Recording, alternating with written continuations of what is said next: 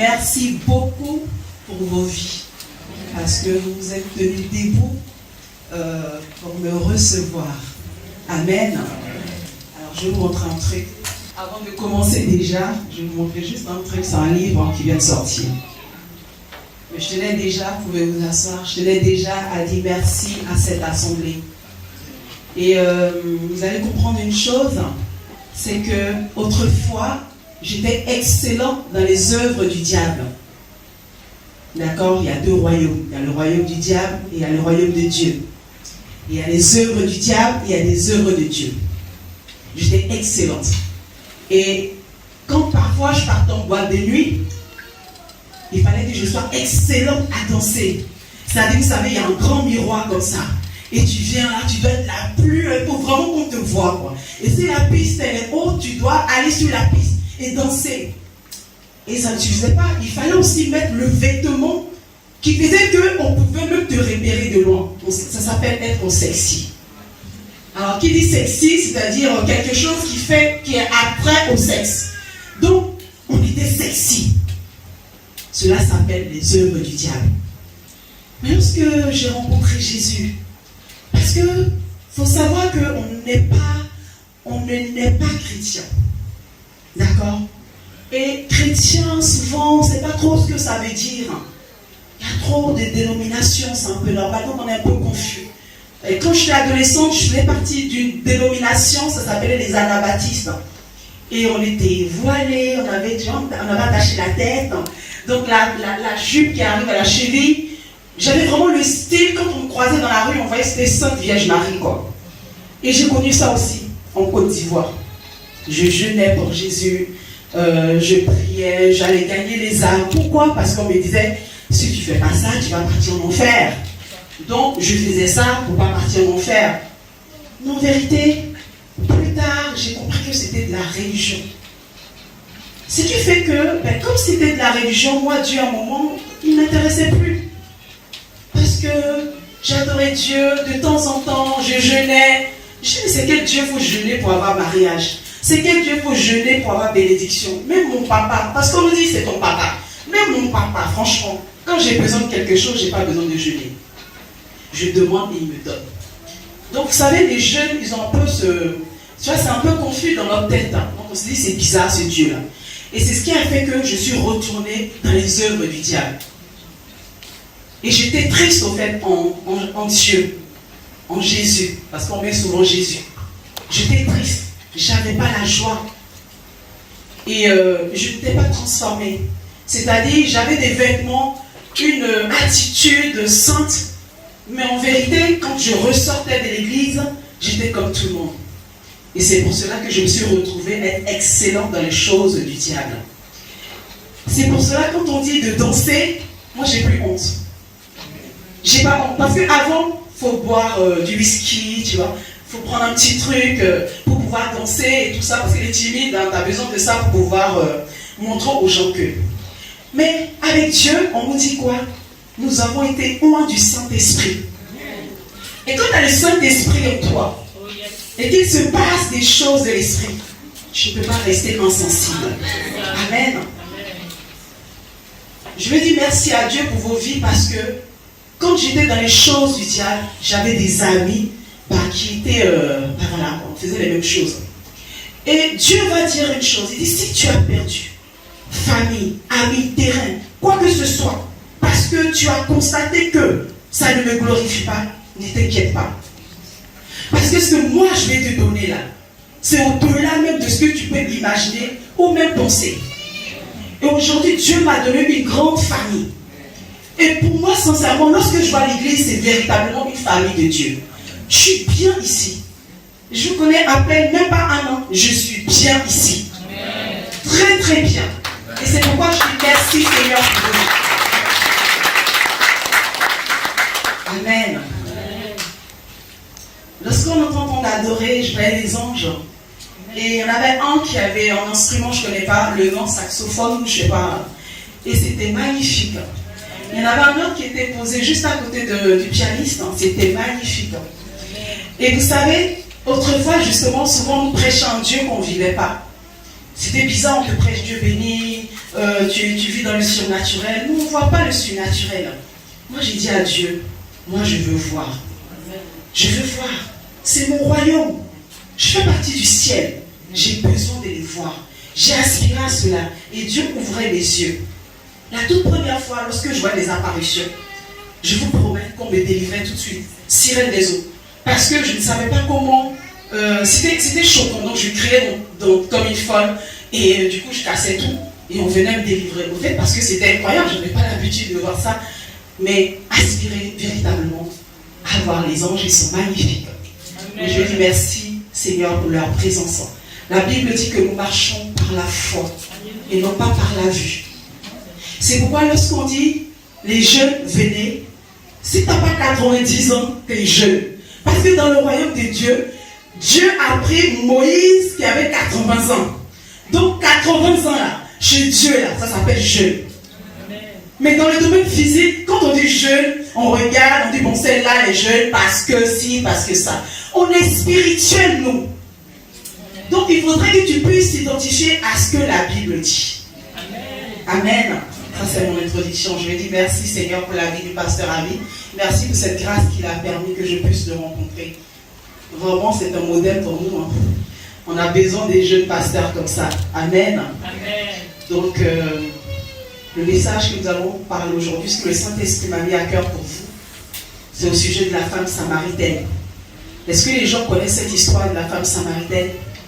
Amen, d'accord, ok. Donc, j'étais en train de demander au Saint-Esprit qu'est-ce que je dois apporter à ton église. Le Saint-Esprit va me conduire dans le chapitre 4 du livre de Jean. Donc, on va le prendre ensemble. Alors, je vais prendre Jean chapitre 4 à partir du verset 4. Je veux vraiment que le cœur soit disposé. Pourquoi? Parce que je vous ai dit que vous êtes esprit. Vous savez, souvent, quand je partais à l'église, je pouvais être là, dans la salle, mais mon esprit était, voilà, je suis une copine, je suis en train de penser. Donc, vous voyez, l'esprit est puissant. Vous pouvez vous asseoir quelque part, on pense que vous êtes là, mais en fait, en vérité, c'est votre corps. Donc, il faut vraiment dire à l'esprit, j'ai besoin, Saint-Esprit, de comprendre, en fait, la révélation, ce que tu veux me dire. Pourquoi tu as permis que je sois là aujourd'hui? Amen. Donc, à partir du verset 4. Comme il fallait qu'il passât par la Samarie, il arriva dans une ville de Samarie, nommée Sichar, près du champ que Jacob avait donné à Joseph son fils. Là se trouvait le puits de Jacob. Jésus, fatigué du voyage, était assis au bord du puits. C'était environ la 6e heure. Une femme de Samarie vint puiser de l'eau. Jésus lui dit, donne-moi à boire. Car ses disciples étaient allés à la ville pour acheter des vivres. Verset 9. La femme samaritaine lui dit, comment toi, qui es juif, me demandes-tu à boire, à moi qui suis une femme samaritaine? Les Juifs, en effet, n'ont pas de relation avec les Samaritains. On va s'arrêter là, pour que je puisse expliquer le contexte. Au fait, ce qui est extraordinaire dans cette histoire, c'est que, au fait, les Samaritains, en vérité, sont du même peuple. C'est le peuple israélite, au fait. Donc, ce sont les fils de Jacob. Jacob eut 12 fils. Donc, à un moment, ils vont posséder Canaan, et il va y avoir des divisions. Donc, c'est depuis, au fait, l'histoire de Salomon. Lorsque Salomon va aller vers cette femme idolâtre. Il faudra savoir qu'à un moment, le royaume est divisé en deux. Il y a Jéroboam qui a 10 tribus et il y a Roboam qui a 10 tribus. Roboam a 10 tribus. Ils vont partir à Jérusalem. Alors que c'est les 12 fils de Jacob. 12 fils, c'est-à-dire des frères. Même père, même mère. Des frères. Même père, même mère, on comprend. Ils viennent de Dieu. Israël, le Dieu d'Israël, le Dieu de Jacob, le Dieu d'Abraham. Ils ont la même promesse, mais pourtant ils sont divisés. Et lorsqu'ils sont divisés, voilà ce qui va se passer. À un moment, Jéroboam va se dire, c'est bizarre parce que si je ne crée pas un haut lieu chez moi ici, ils vont tous partir à Jérusalem pour adorer. Et s'ils vont à Jérusalem pour adorer, qu'est-ce qui va se passer? Ce qui va se passer, c'est qu'à un moment, je risque de perdre mon peuple. Donc en vérité, ce sont les tribus d'Israël qui se sont séparées. Donc plus tard, ceux de la Samarie vont commencer, en fait, les 12 tribus, les 10 qui sont restés de l'autre côté, et les 2 autres, c'est Judas, c'est Benjamin, ensuite les Lévites qui les ont suivis. Eux, ils sont à Jérusalem. Et vous allez voir qu'à un moment, les Samaritains, ceux qui sont restés là-bas, il va y avoir des mélanges. Alors que Dieu a dit de chasser tous les peuples, en fait, de les chasser. Sinon, il va y avoir des mélanges. Comme il y a eu des mélanges, ceux qui sont devant se sont dit non, non, ceux-là, ce ne sont pas purs. C'est pour cela qu'il y a eu la séparation, tout simplement. Pourtant, ils sont frères. Hein. Mais il a dit non, non, non, eux, c'est des personnes, ils ne sont pas purs. Donc, on va les séparer. Alors, plus tard, les Samaritains empêchent, au fait, le peuple israélite, le peuple juif, plutôt de pouvoir passer par là. C'est le plus court. Hein. Vous avez vu cette histoire de Luc 9 où à un moment, ils veulent passer par la Samarie parce que c'est plus court. Et Jésus va dire, les gens et, comment dirais-je, son frère Jacques, les fils des Zébédée, comme on le dit, veux-tu que nous évoquions le feu comme Élie le fit? Je ne sais pas si vous voyez ce passage, parce qu'à un moment, ils ont dit, ils veulent passer par là, les Samaritains ont dit, non, non, ne passez pas par ici. C'est extraordinaire, c'est-à-dire qu'il y avait vraiment une rivalité, comme la parabole aussi du bon Samaritain. C'est vraiment des ennemis. Mais regardez notre Sauveur. C'est pour ça que j'ai fait vraiment un résumé pour que vous puissiez comprendre pourquoi cette histoire de cette femme samaritaine. Pourquoi Jésus va se détourner pour une femme déjà, hein, et en plus une samaritaine, une femme impure, une femme païenne, une femme dont on s'en fout en fait. Elle ne fait même pas partie du peuple juif, le peuple bien-aimé. Donc c'est à partir du verset 10. J'ai préféré résumer l'histoire pour qu'on puisse vraiment savoir ce qui se passe au fait. Donc verset 9, on va reprendre. La femme samaritaine lui dit, comment toi qui es juif, me demandes-tu à boire, à moi qui suis une femme samaritaine? Les juifs en effet n'ont pas de relation avec les samaritains. Jésus lui répondit, si tu connaissais le don de Dieu, et qui est celui qui te dit, donne-moi à boire, tu lui aurais toi-même demandé à boire, et il t'aurait donné de l'eau vive. Verset 11, Seigneur, lui dit la femme, tu n'as rien pour puiser, et le puits est profond, d'où aurais-tu donc cette eau vive? On va sauter, mais franchement, je vous supplie, lisez après tout le chapitre, vous allez comprendre, parce que c'est très très long. Verset 19, on va prendre. Seigneur, lui dit la femme, je vois que tu es prophète. Nos pères ont adoré sur cette montagne, et vous, dites-vous que le lieu où il faut adorer est à Jérusalem. Et Jésus va lui dire, femme, lui dit Jésus, crois-moi, l'heure vient où ce ne sera ni sur cette montagne, ni à Jérusalem, que vous adorerez le Seigneur. Vous adorez ce que vous ne connaissez pas. Nous adorons ce que nous connaissons, car le salut vient des Juifs. Mais l'heure vient, et elle est déjà venue, où les vrais adorateurs adoreront le Père en esprit et en vérité. Car ce sont là les adorateurs que le Père demande. Dieu est esprit. Et il faut que ceux qui l'adorent en esprit et en vérité. Et la femme lui dit, je sais que le Messie doit venir, celui qu'on appelle Christ. Quand il sera venu, il nous annoncera toutes choses. Jésus lui dit, je le suis, moi qui te parle. Amen. Amen. On s'arrête au verset 27 pour retenir, parce qu'après on va revenir là-dessus. C'est extraordinaire cette histoire. Alors voilà que il y a un dialogue. Et vous allez voir que avant, Jésus demande à cette femme d'aller chercher son mari. Pour des personnes qui connaissent l'histoire, je vais un peu résumer pour celles qui ne connaissent pas l'histoire. Et la femme lui dit, oui, je n'ai pas de mari. Et Jésus dit, oui, tu as dit vrai. C'est-à-dire, elle s'est confessée à Jésus sans s'en rendre compte, c'est un dialogue. Et Jésus va commencer à lui dire, effectivement, tu as eu 5 maris. En gros, ma chérie, tu sors avec tout le monde, quoi. Tu vois. Donc, c'est pour ça qu'elle était toute seule. Mais Jésus, ce n'était pas un problème. Il savait, il connaissait sa vie. Ça ne le dérangeait pas du tout. Je parle de Jésus, hein. Je parle de Jésus, notre modèle. Connaissait sa vie, mais il a pris son temps. Quand vous allez un peu plus haut dans le verset, il est dit qu'il fallait qu'il passe par là, parce qu'il devait croiser cette femme. Et vous savez, souvent, on a tendance à juger les femmes, on a tendance à juger les pécheurs. Mais je peux vous dire que lorsque vous n'êtes pas complet, lorsqu'il vous manque une chose, vous partez chercher cette chose-là ailleurs. Et cette femme, c'est tellement, elle s'est dit que peut-être ces hommes-là vont lui donner ce dont elle a besoin. Mais Jésus savait qu'elle était sincère. C'est pour cela que lorsqu'elle a discerné qu'il était prophète, elle s'est dit quoi? Ben, tu es prophète parce que tu as prophétisé sur ma vie. Tu as donné une parole de connaissance. Elle en profite en même temps. Mais c'est où qu'on doit adorer Dieu? Pourquoi? Parce que nous, on adore sur le puits de Jacob. Vous dites ça à Jérusalem. Franchement, comment on doit faire? Elle était sincère. Elle était sincère. À un moment de ma vie, j'ai été sincère avec le Saint-Esprit. Moi, j'ai dit à Dieu, franchement, en 2012, après être fatigué, j'ai sillonné le monde. C'est-à-dire, vous savez, les gens disent qu'on a vécu la vie. C'est-à-dire, je m'offrais tous les voyages que je voulais. Mais ça, c'est pas la véritable vie. C'est des mensonges. J'étais dans la mort, en fait. J'étais dans la mort, mais pourtant j'étais en Christ. C'est-à-dire quoi? C'est-à-dire j'étais en Christ et je manifestais les œuvres du diable. C'est possible. Mais j'étais sincère. À un moment, j'ai dit à Dieu, je ne sais même pas, t'es Mahomet, t'es Bouddha, t'es qui. Je veux véritablement que tu te révèles à moi. Lorsque dans un cœur sincère, tu demandes à Dieu, parce que tu as besoin d'une rencontre, afin de pouvoir le révéler aux autres. Ce qui fait qu'on n'a pas honte de Christ, c'est parce qu'il y a une révélation, il y a une rencontre. Vous savez, je vais faire un combat avec Paul. Lorsque on dit Saul, il était zélé, il prêchait la religion. Nous avions autrefois aussi prêché la religion. Je vous ai raconté qu'avant, je partais évangéliser pour dire, si tu ne donnes pas ta vie à Jésus, tu vas en enfer. Moi-même, je ne savais pas que j'allais partir au ciel. C'est-à-dire, moi-même, je ne savais même pas où je vais partir. Et j'osais dire aux gens qu'il allait partir en enfer. Vous imaginez le zèle que j'avais.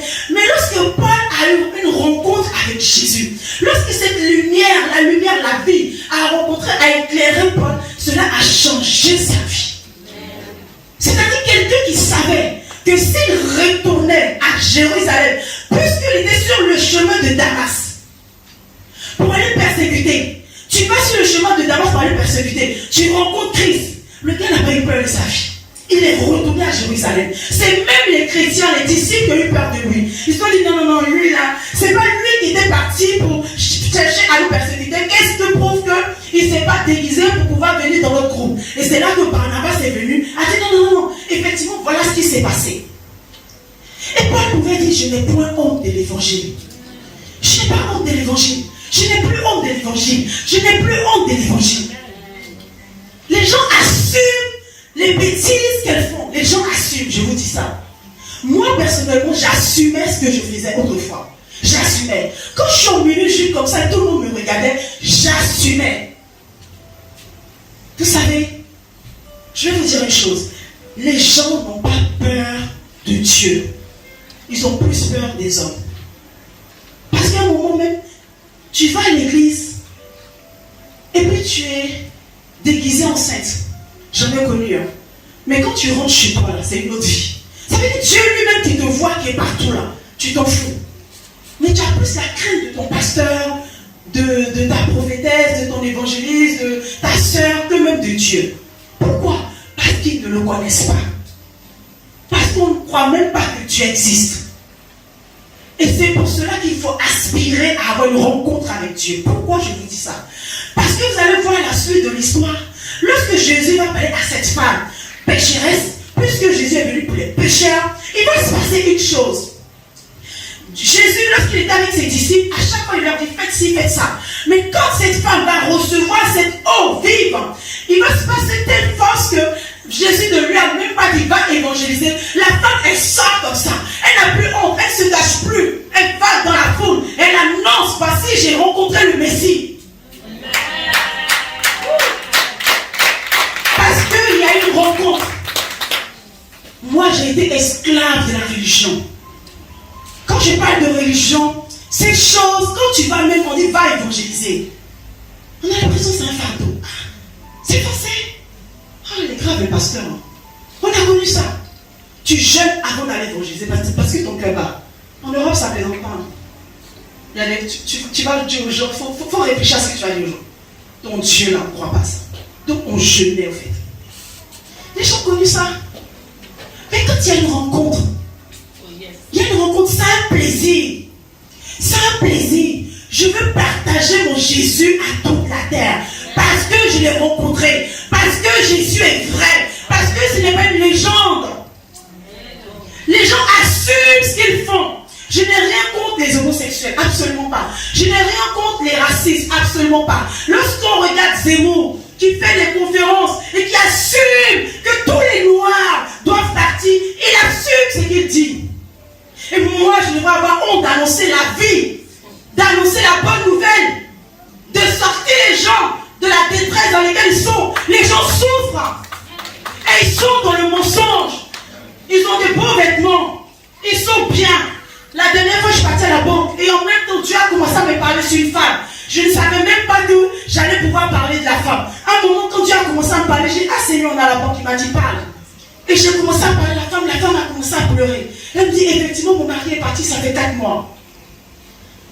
Il m'a laissé avec 3 enfants. Si Dieu ne m'avait pas dit ça, c'était une très belle femme qui travaille à la banque. Les gens souffrent. Les gens souffrent. Et on a besoin de l'église. Vous savez, lorsque vous avez compris l'évangile, parce qu'il a dit, allez-y annoncer la bonne nouvelle. Mais avant, attendez une chose, qu'une puissance vienne sur vous. Pourquoi? Parce que ce n'est ni par notre force. On n'a pas la capacité, mais c'est par le seul esprit de Dieu. Si j'ai le Saint-Esprit de Dieu, j'attends quoi? J'attends quoi? Nous sommes des vases d'honneur. J'ai écrit ce livre la semaine prochaine avec le pasteur, on va faire la dédicace, de la prostitution à la prédication. Souvent les gens sont choqués. Je ne sais pas si c'est prostitution qui les choque ou prédication ou la transition des deux, je ne sais pas. Mais je dis aux gens, je n'ai pas honte de témoigner de ma vie. Moi, je n'ai pas été dans la prostitution parce que j'avais besoin d'argent. Mais parce que tout doucement, quand vous faites les œuvres du diable, il vous entraîne. C'est tout doucement, c'est subtil. Hein? C'est très subtil. C'est pourquoi Christ, Jésus a quitté son trône pour venir mourir pour les pécheurs. On dit, il a ôté le péché. Allez annoncer la bonne nouvelle. Ma soeur, tu n'as pas le droit de rester là. Tu n'as pas le droit de te laisser dominer par le péché. Parce que les œuvres du péché, c'est la mort. C'est-à-dire, lorsque je montais dans la voiture des clients en France et qu'on partait, je ne sais où, on pouvait me tuer. Je ne les connais même pas. Tu t'arrêtes au bord de la route, tu vois une belle voiture, arrête. Le gars s'arrête là, on dit monte. Tu montes, tu ne sais pas où il va t'envoyer. Il peut te tuer. C'est clair, j'ai Christ. J'ai Christ en moi, mais je manifeste les œuvres du diable. Parce que quand on ne connaît pas Dieu, on a l'impression que Dieu est en retard. Quand on dit que nos jeunes font des médicaments d'argent, parce qu'ils pensent que Dieu est en retard, Dieu ne fait pas vite. Il y a toujours une motivation derrière. Quand une femme rencontre un homme et qu'elle a 2 gars, elle va à gauche, elle va à droite, on ne sait pas qui va me marier parce qu'elle n'a pas encore rencontré Christ. On ne peut pas juger les pécheurs. Absolument pas. Jésus n'a pas jugé cette femme. Il savait qu'elle n'avait pas rencontré le Messie. Qu'elle avait soif. Il y avait un vide dans son cœur. Il y avait un vide. Tant qu'il y a un vide dans nos cœurs, le pasteur peut dire tout ce qu'il veut. C'est vrai, pasteur, tu as raison. Mais quand on est de l'autre côté, là, on sait ce qu'on fait. On ne connaît pas nos réalités. J'ai 3 enfants, je ne sais même pas comment faire pour gérer.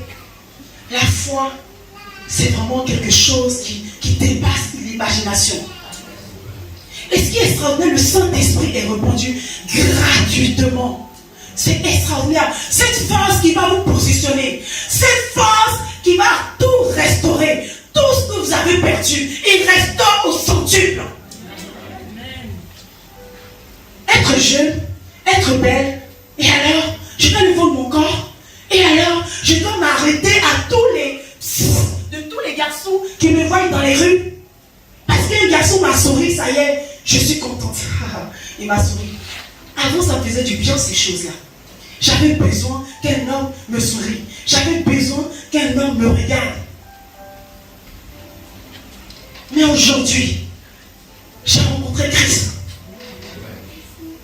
J'ai rencontré Christ. Il y a de l'espoir en Christ. En Christ, tout est accompli. Quand on dit tout est accompli, c'est-à-dire tu as besoin de quoi? Tu as besoin de quoi? Je vais juste te donner une parole pour toi, mon frère, que Dieu me dit, c'est amen tout ça. Dieu me dit de te dire que la capacité, tout ce dont tu as besoin, il a mis en toi déjà. Pourquoi? Parce que c'est par son esprit. Il dit de te dire, de répéter tout le temps que tu peux. Tu es capable. Tu es capable. C'est-à-dire, face au challenge, face aux circonstances, tu es capable. Parce qu'il sait ce qu'il t'a dit. Il sait ce qu'il va faire avec toi. Tu es capable. Amen. En général, lorsqu'on vient à Christ, vous savez, le Saint-Esprit, c'est extraordinaire. Il y a eu le Covid en France. Mais je n'ai pas peur. Ce n'est pas parce que je suis insensé. C'est parce que je sais que si c'est la fin de mon jour, je vais partir. N'est-ce pas dit qu'au ciel, c'est là où il n'y a ni pleurs, ni grincement de dents? N'est-ce pas pas dit qu'au ciel, c'est vraiment la Jérusalem, il y a de l'or, il y a toutes ces choses. On a peur de mourir. Je me suis dit, il y a un problème. Mais je ne comprends pas les chrétiens. On nous dit le ciel, on nous vante le ciel, mais quand il s'agit de la mort, on a peur. Moi, je n'avais pas peur. J'ai dit, Jésus, tu connais ma destinée. Il a notre vie entre ses mains. Est-ce que vous croyez en ça? Amen. Il a notre vie entre ses mains. Dieu, mon papa.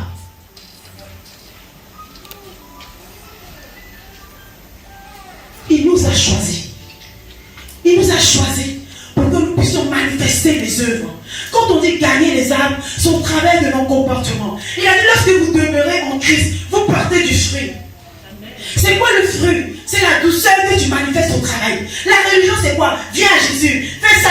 Ah, tu vas partir à l'église. Non, pour Jésus, tu es resté à la maison, ma chérie. Non, c'est pas ça. Avec Jésus, tu n'as pas besoin de parler. Hein. Jésus n'est pas venu, il discutait simplement avec la femme. Lorsqu'il voit Zachée, il ne dit pas, toi, je sais, hein, tu es un voleur. Non. Il ne dit pas ça. C'est parce que la femme elle-même a dit, qu'il a dit, effectivement, ma chérie, tu as raison. Dieu n'est pas venu condamner les pécheurs. Il a élu des personnes. Il dit, c'est moi qui vous ai choisi. Jean 17 dit, c'est moi qui vous ai choisi. Il dit, vous êtes la lumière. Et il veut que vous allez briller au sein des ténèbres. Regardez les parents. Les parents ont transmis des valeurs à leurs enfants. Ah, mon fils ne fait pas ça. Ma chérie ne fait pas ça. Les parents disent à leurs enfants, si tu couches à gauche, tu vas être enceinte. Si tu fais ça. Mais les enfants finissent par être enceintes. Les enfants finissent par toucher à la drogue. Les parents sont désemparés. Les œuvres, on ne peut pas l'accomplir de par nous-mêmes. C'est une force surnaturelle. C'est le Saint-Esprit de Dieu. C'est pourquoi il a dit attendez. Il savait pourquoi. Parce que le même Pierre avait la volonté. Il a dit moi je ne vais pas te régner. Moi je serai là pour toi. La volonté c'est vrai. Mais on a besoin d'une force surnaturelle. C'est pourquoi il leur a dit allez-y, attends.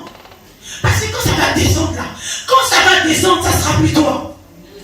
Oh yes. Tu sauras qui tu es. Alors une fois que cette force est descendue sur Pierre, le même Pierre qui a régné Jésus devant une pauvre femme, le même Pierre qui a régné Jésus devant les chefs religieux, lorsqu'il a reçu la puissance, il est parti les affronter. Il avait une chose en tête, manifester Christ. Amen. Le monde a besoin de nous. Amen. Venir à l'église, c'est ce que Dieu me dit, c'est une bonne chose. Mais les gens se trouvent dans les ténèbres. Partout où nous sommes, lorsque le culte va venir, chacun va aller là où il peut. C'est là-bas commence la lumière. Elle doit s'allumer là pour que les gens puissent nous suivre. Mais qu'est-ce qui se passe, ma chérie? Tu as changé. Je rencontre trop de chrétiens. Tu les vois crier, hurler, c'est une affaire, tout ça. Il n'y a pas encore de rencontre avec Jésus. Moi, j'étais une femme de caractère. Et mon mari dit 1, je dis 10. J'étais une femme de caractère. Vous savez, en Europe, les femmes, elles ont beaucoup de caractère. Abidjan, on dit elle est impolie. J'étais comme ça. Jusqu'à ce que le Saint-Esprit me dise, ce caractère, c'est pour impacter les nations. Dieu ne nous a pas créé l'esprit. Il sait pourquoi. Si tu es une personne de caractère, il sait pourquoi il a mis son toi. Si tu es douce, il sait où il va te placer. C'est pour lui. Parce que si tu es glorifié, Dieu est glorifié. Il dit à cause de vous, justement, à cause de vous, j'abrégerai les temps. À cause des élus. Il dit, vous êtes la prunelle de mes yeux. Il dit, j'enverrai même des anges de perdre des pieds de haine contre une pierre. De qui aurais-je peur? Coronavirus? De ce que les gens vont penser de moi, vous les chrétiens là? De ce que les Européens vont croire, alors qu'ils souffrent? Il te fait croire qu'il n'a pas besoin de Dieu, alors qu'il est malheureux, alors qu'il crie dans son cœur, alors que ses enfants sont devenus, je ne sais pas, ses enfants dérapés. Il a besoin d'un secours, mais il ne le connaît pas. Mais toi, tu es revêtu de Christ. Jésus est notre modèle. Il s'est arrêté pour cette femme. Il a fait un détour pour cette femme. Et cette femme, au travers de sa vie, les gens ont été sauvés. Vous savez ce que la grâce fait dans une vie? Une personne qui est pécheresse, ça bouleverse sa vie. On l'a vu dans la Bible avec Paul. Quand il y a une rencontre. C'est pourquoi moi, à un moment quand je quittais l'église, parce que je dis à Dieu, je suis fatiguée de la religion. Moi, je ne sais pas, vous avez le temps. Moi, me lever le matin, venir m'asseoir à l'église pour entendre les mêmes choses. Et puis rien ne se passe dans ma vie. Le Saint-Esprit, c'est parce que tu ne me connais pas encore. Tu ne me connais pas. Quand on l'a rencontré, on court. Alors, les choses de Dieu, c'est tellement doux. Ah mon Dieu. Je l'aime Jésus parce qu'il nous aime. Parce qu'il nous aime. Jésus a été combattu par les religieux. Lorsque les religieux ont aperçu cette femme adultère, parce que la religion c'est ça, c'est une attitude, c'est une apparence. Jésus, les pharisiens ont dit cette femme-là, on doit la lapider. Parce que dans la loi de Moïse, il est dit que de telles femmes, on doit la lapider. Vous savez, les religieux entre nous les hommes, franchement, si nous trois, on va quelque part, c'est clair qu'ils vont faire notre délivrance. Parce que la religion marche par la vue. La religion marche par la vue. Juste pour vous dire, ils n'ont pas reconnu le Messie. C'est pas possible, c'est pas notre Messie. Quand on le voit, toi, mais fais un miracle pour qu'on puisse voir. Parce que Moïse a fait ça, Parce que la religion marche par la vue. Il faudrait qu'on puisse comprendre le cœur de Dieu. Le monde souffre. Si tu es à grâce sur grâce, et que tu sais que tu es juste, et que tu sais que tu es réconcilié avec ton Père, sache que c'est parce que Dieu t'a choisi pour que tu puisses transmettre cela autour de toi. Amen. Le monde souffre. Lorsque Dieu m'a choisi, il m'a dit, je t'ai choisi pour que tu puisses délivrer les âmes. Souvent on dit à Dieu, quelle est ta volonté? Je veux faire ta volonté. J'ai beaucoup dit ça pendant longtemps. Vous allez voir la suite de ce verset. Il est dit que Jésus était fatigué. Ses disciples étaient partis acheter à manger. C'est-à-dire que Jésus, certainement, avait faim. Et donc ils se sont dit, on va acheter à manger pour le mettre. Mais quand ils arrivent, vous allez voir ce qu'il va dire, c'est extraordinaire. Alors, verset 31. Pendant ce temps, les disciples le pressaient de manger, disant, Rabbi, mange. Mais il leur dit, j'ai à manger une nourriture que vous ne connaissez pas. Les disciples se disaient donc les uns aux autres, quelqu'un lui aurait-il apporté à manger? Jésus leur dit, ma nourriture est de faire la volonté de celui qui m'a envoyé et d'accomplir son œuvre. C'est extraordinaire. C'est-à-dire, lorsqu'il a rencontré cette femme, parce qu'il avait une mission, il savait que sa mission c'était de sauver la vie de cette femme. Lorsqu'il a vu que cette femme a reçu la vie, en même temps il était rempli. C'est ça, faire la volonté de Dieu. Jésus est venu pour sauver les pécheurs. C'est sa volonté parce que c'est la volonté du Père. Il dit, ce que je fais, c'est ce que le Père fait. Amen. Jésus n'est pas venu pour envoyer le feu, pour tuer les sorciers. Il est venu pour les sauver. Parce que toi, tu es seul. Si tu vois un sorcier commencer à témoigner de ce que Jésus a fait dans sa vie, il va ramener des milliers à Christ. Amen. Jésus est notre modèle. Il est dit, si je vis, ce n'est pas moi qui vis, c'est Christ qui vit en moi.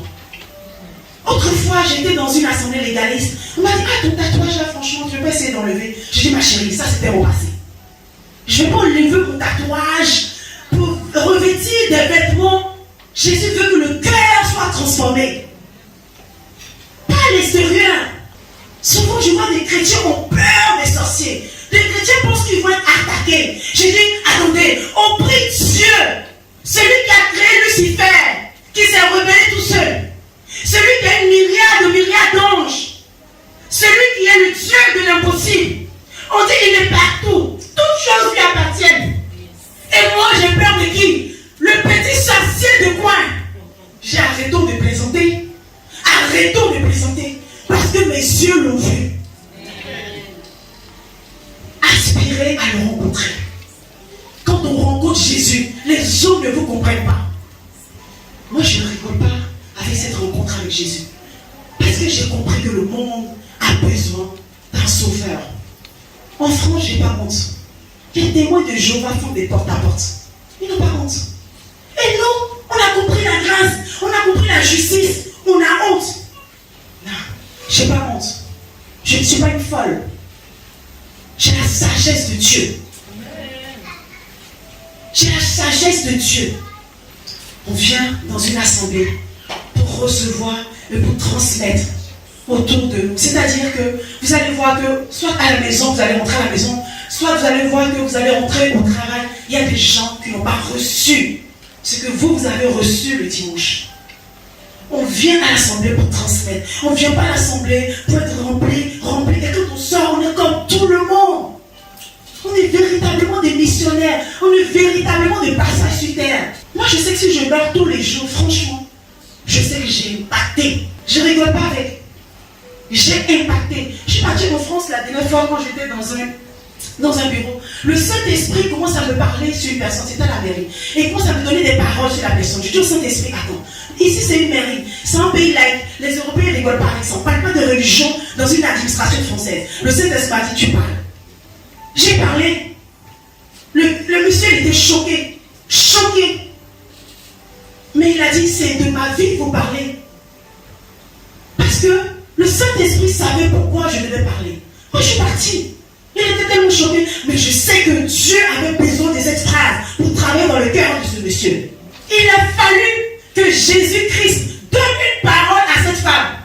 Ça a changé la conversation en même temps. Où est-ce que je dois adorer Dieu? Où est-ce que je dois l'adorer? On est des êtres surnaturels.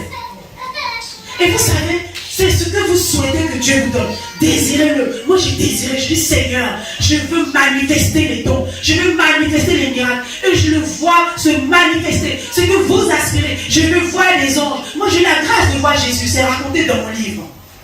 Ça m'a bouleversé. Quand je veux venir ici pour prêcher, Jésus m'a dit, mon peuple souffre. Quand il parle de mon peuple, ce n'est pas l'église. Parce qu'il dit qu'il laisse 99 justes pour aller chercher un pécheur. Vous imaginez? Nous, on est justes. Mais les anges ne se réjouissent même pas pour nous. Juste pour le pécheur qui se répand. C'est-à-dire, quand on parle de repentance, qui ne continue plus dans sa mauvaise voie, mais qui retourne pour commencer à marcher selon la voie de Christ. Parce que le diable ne rigole pas. Le diable veut vraiment détruire, tuer. Quand les jeunes en Côte d'Ivoire vont faire les médicaments d'argent dont on parle, regardez leur faim. Vous pensez que Dieu est content?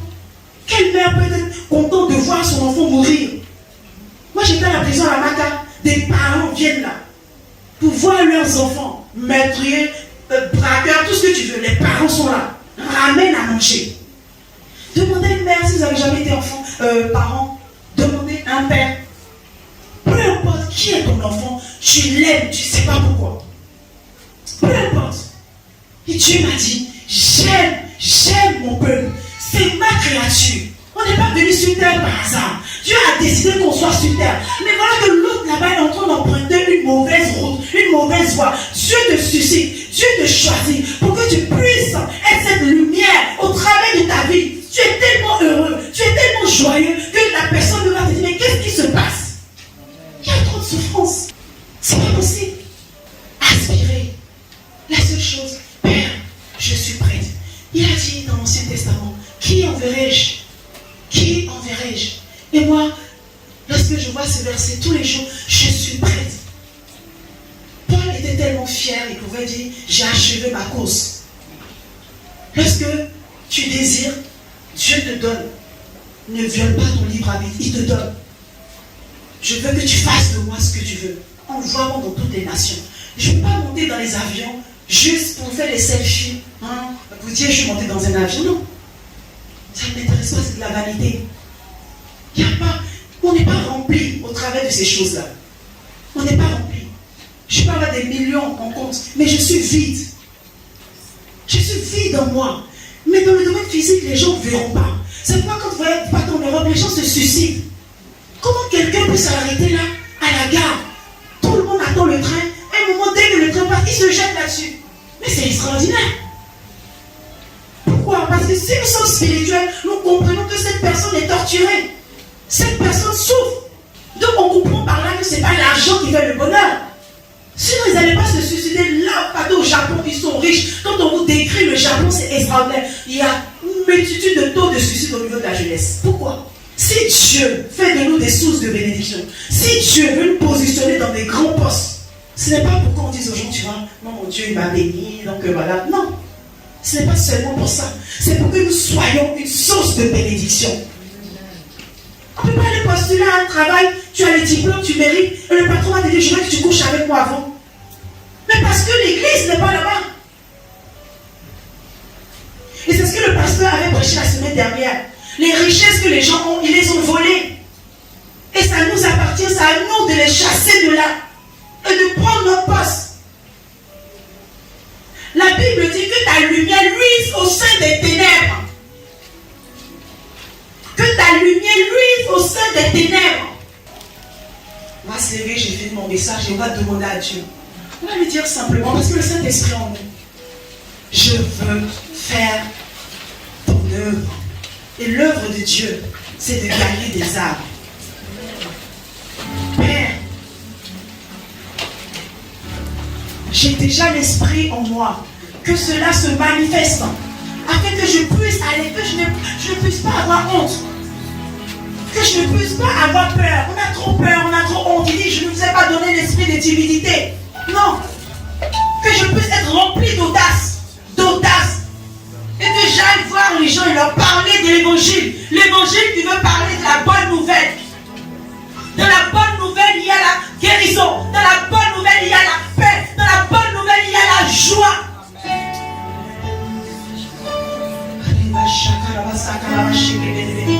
Oui, Père, je suis prête. Je suis prête, Saint-Esprit. Je suis prête, c'est pour cela que tu habites en moi. Je suis prête. Je n'ai plus de vie. J'ai la vie de Christ en moi. Je n'ai plus de vie, je n'ai plus d'intérêt. Je marche pour l'intérêt du royaume des cieux. Je me préoccupe des choses du royaume de mon Père. Et la volonté de mon Père, c'est que tout le monde soit sauvé. La volonté de mon Père, c'est que tous les peuples soient sauvés. Alléluia.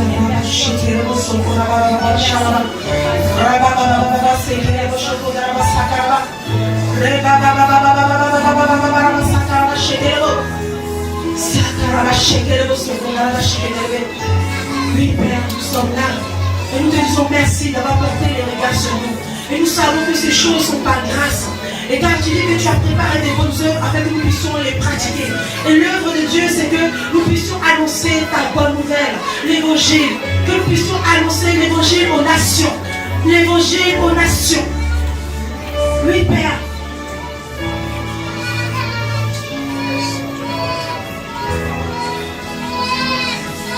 Je refuse d'avoir honte de toi. Je refuse d'avoir honte, Père. Je refuse d'avoir peur.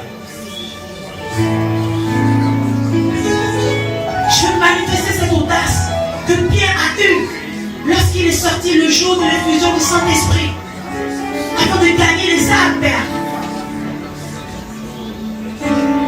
Que les miracles puissent accompagner. Que des guérisons puissent se faire. Merci, Père. Que je puisse être sensible à l'esprit afin d'écouter ta voix et comprendre la souffrance des autres. Comprendre le cœur des autres. Les lamentations des autres. Père, lorsque je vois toutes ces personnes, ces religieux, aller t'adorer avec un cœur sincère, mais qui ne te connaissent pas, mais qui te cherchent, Père, je proclame, Éternel, que je sois cette lumière-là au travers de leur vie.